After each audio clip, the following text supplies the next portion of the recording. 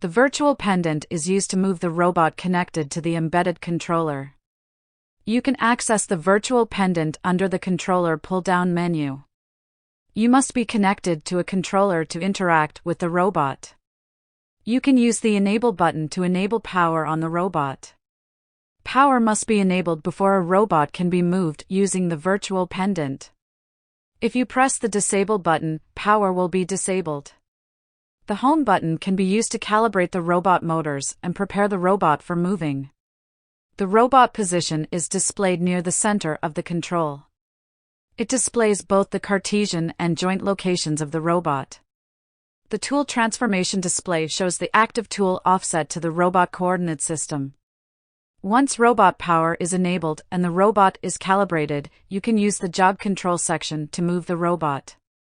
When the computer button is active, it means the robot is not in a jog mode and it can be moved by a GPL program. You can use the World button to jog the robot in World Cartesian coordinates. Tool can be used to jog the robot in coordinates relative to the current tool position of the robot. Joint mode allows you to select an individual joint and jog only that one joint.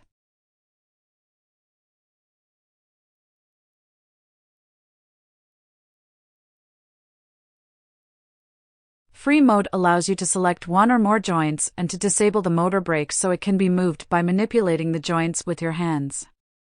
At the bottom of the control is the speed control for the robot. The jog speed is used when jogging the robot in World, Tool, or Joint mode. The system speed is the overall speed of the robot motions.